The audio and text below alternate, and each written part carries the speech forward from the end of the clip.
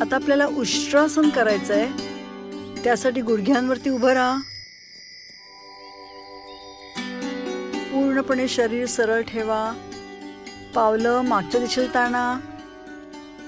आता प्रथम उजवा हात रोटेट करा खांद्यातून। जेवढा रोटेट करता येईल तेवढा रोटेट करा। डावीकडून रोटेट करा हात। आता दोन्ही हात रोटेट करा आणि हळूहळू मागे वाका। पावलांवरती हाताचे पंजे टेकवा।